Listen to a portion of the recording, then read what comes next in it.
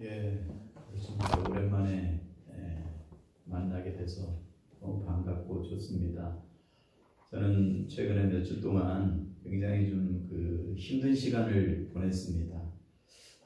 갑자기 몸이 상태가 안 좋아가지고 먹던 약이 좀 부작용이 생기면서 몸을 이렇게 거동할 수 없는 그런 좀 상태가 돼가지고 부득이하게 교회도 나오지 못하고 참 힘든 시간들을 보냈습니다. 그래도 감사하게 며칠 전에 이제 병원에서 많이 좋아졌다고 다시 이렇게 몸에 있던 것들도 이제 다 제거하고 뭐 그러면서 거동을 할 수 있는 상태가 되어서 참 감사하더라고요.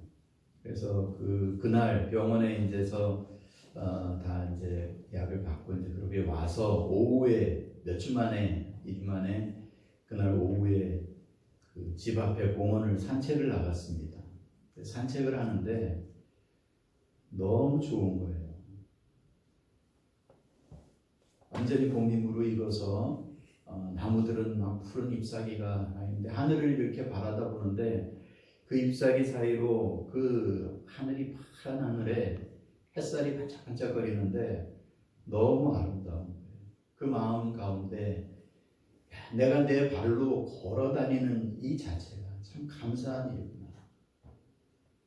산책을 이렇게 하면서 내가 걸을 수 있다는 것, 또 내 주위에 사람들이 지나가는 것을 바라보고 또 살아서 숨쉬고 이 모든 게 너무 감사하다는 그런 생각이 들면서 마음에 이런 생각이 들더라고요. 감사가 특별한 것이 아니구나.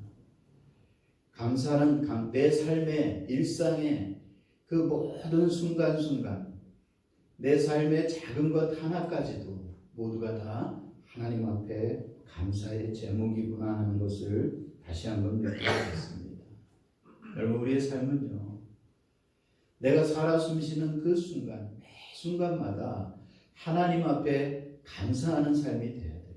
우리가 크게 평소에 느끼지 못하지만, 그러나 그것이 하나님의 은혜이고, 그것이 하나님께서 내게 주시는 축복이라는 것을 우리가 깨닫고 늘 감사하는 그런 습관을 가지고 살아가는 그런 친구들이 되기를 바랍니다. 제가 그동안 습관에 대한 그런 설교를 계속 했는데 몇 주 전에 우리 고등부 선생님들이랑 이렇게 얘기하면서 습관이라는 게 어감이 좀 안 좋게 들릴 수도 있겠구나 하는 그런 생각을 했어요. 매너리즘에 빠진 그냥 아무 생각 없이 그냥 습관적으로 하는 뭐 그런 느낌으로 받을 수도 있겠구나 하는 그런 생각을 했는데, 그래서 원래 설교 제목을 감사의 생활화로 이렇게 했다가 그래도 이 습관이라는 것이 거룩한 습관이 있거든요.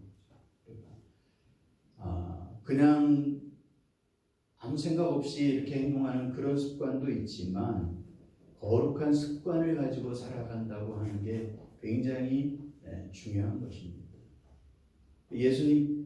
예수님께서 그러셨죠.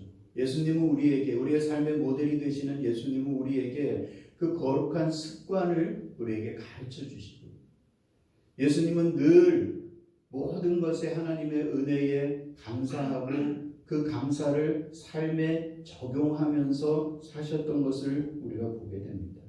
그래서 오늘 우리는요, 예수님을 통해서 우리가 삶 속에 어떻게 감사하는 습관을 가지고 감사하는 삶을 살아갈 수 있는지 우리가 몇 가지를 생각해 보고자 합니다. 먼저 우리가 첫 번째로요, 감사하는 습관을 가지려면 내가 무엇을 먹든지 크든 작든 우리가 음식을 대할 때에 먼저 하나님 앞에 감사의 기도를 드려야 됩니다.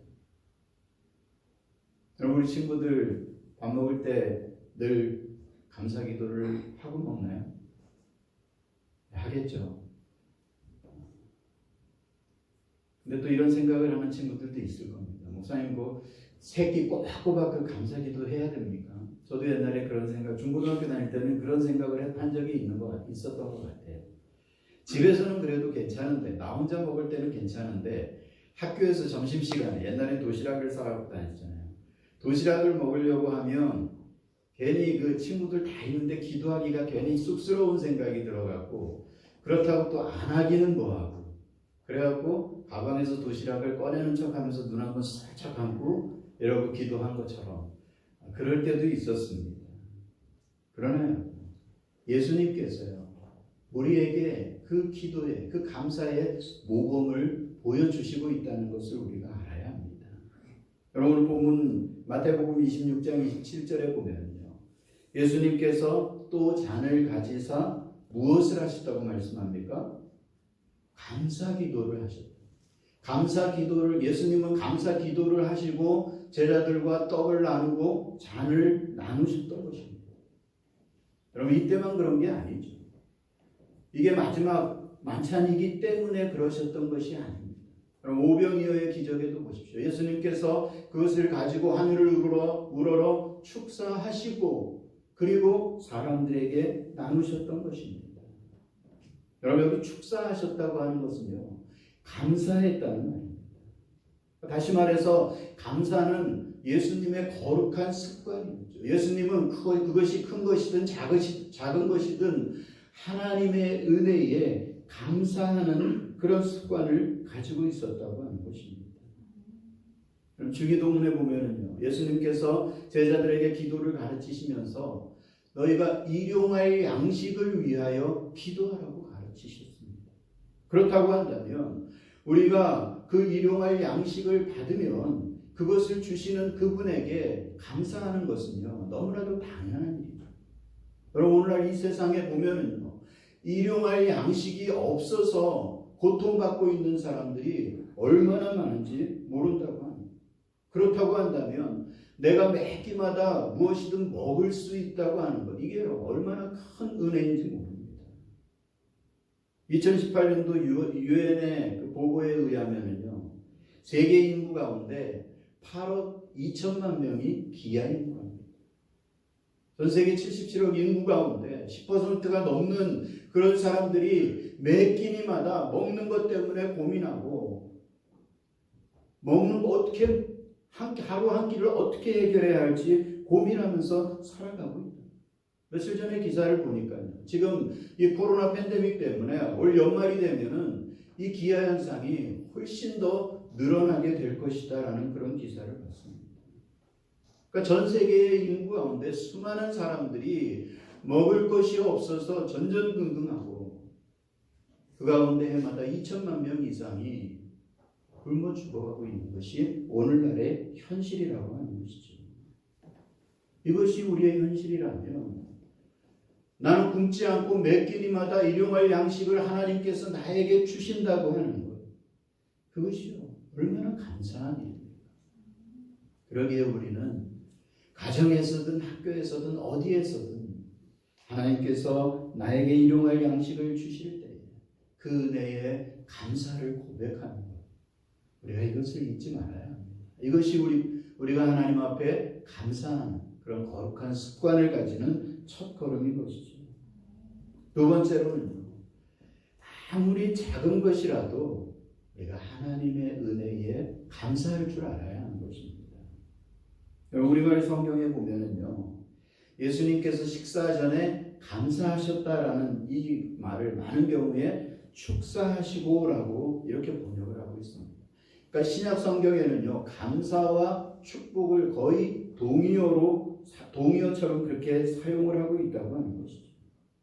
그러니까 예수님은요, 아무리 적은 것이라 할지라도 내가 이것을 먹을 수 있다고 하는 것, 이것이 하나님의 은혜라는 것을 아셨던 것이고, 그래서 그분이 식전에 감사의 기도를 드리는 것은요, 동시에 하나님의 그 은혜가 다시 다른 사람들에게 나누어 주기를 원하는 축복의 기도였다고 하는 것이죠.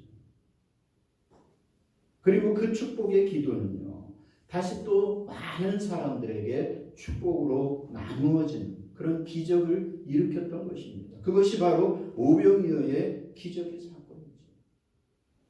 여러분 마태복음 14장 19절에 보면은요, 이렇게 기록하고 있습니다. 무리를 명하여 잔디 위에 앉히시고 떡 5개와 물고기 2마리를 가지사 하늘을 우러러 축사하시고 떡을 떼어 제자들에게 주시매 제자들이 무리에게 주니. 떡 5개와 물고기 2마리를 가지고 하늘을 우러러 축사하시고 하늘을 우러러 감사하시고 나누어 주었다고 말씀합니다. 여러분, 사실 이 상황이요, 감사할 수 있는 상황입니까?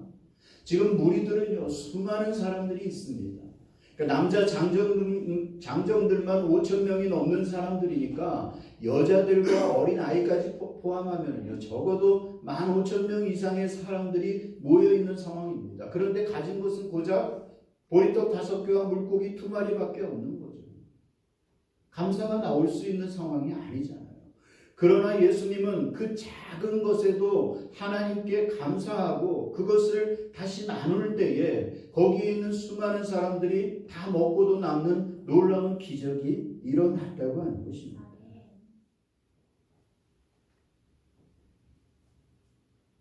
유명한 스펄전 목사님은요, 이런 얘기를 했습니다.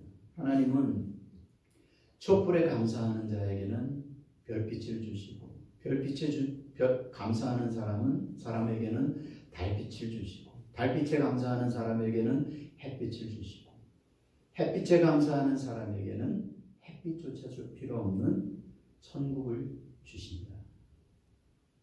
우리가 내가 가진 것이 아무것도 없는 것 같고 나는 초라한 것 같고 나는 능력도 재주도 없는 것 같아도 하나님이 지금 나에게 주신 그 작은 것 하나에도 감사하는 마음을 가질 때에 그것이 축복이 되고 그것이 기적이 되는 것입니다.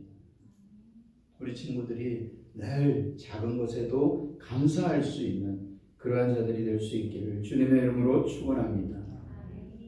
마지막으로 우리는요, 삶의 위기 앞에서 두려움과 고통 앞에서도 감사할 줄 알아야 합니다. 예수님은요, 위기 앞에서도 감사하셨습니다.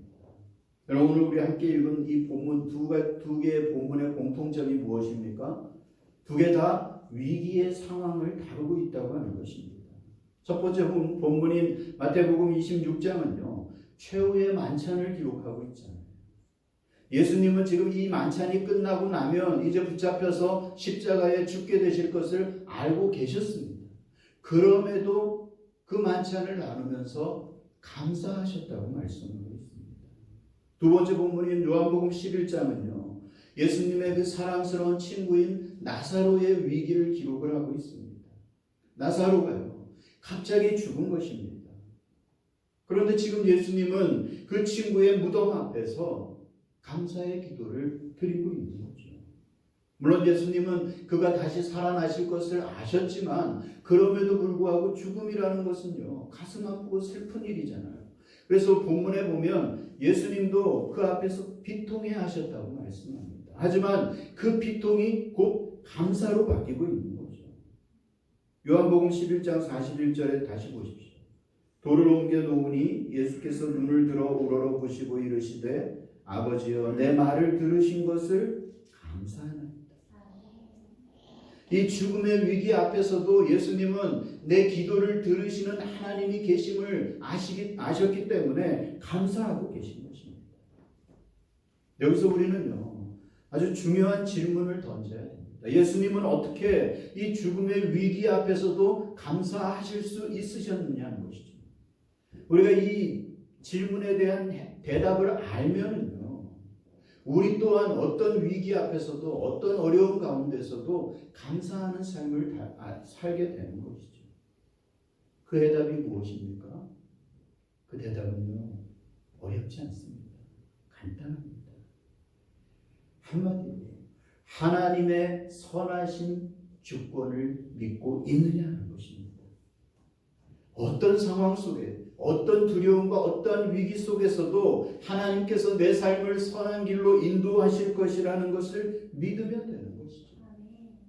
로마서 8장 28절에 말씀합니다. 하나님을 사랑하는 자, 곧 그의 뜻대로 부르심을 입은 자들에게는 모든 것이 합력하여 선을 이룹니다. 이 약속의 말씀을 믿으면 되는 거죠. 예수님은 그걸 믿으셨던 거죠. 내가 비록 십자가에 죽지만 그 십자가의 그 죽음이 하나님의 인류 구원의 그 뜻을 이루는 것이라는 것을 아셨기 때문에 그 죽음조차도 감사하셨던 거죠. 친구의 무덤 앞에서 이 죽음이 사람들에게 부활의 소망을 가르쳐 주는 것이라는 것을 아셨기 때문에 감사하셨던 것입니다.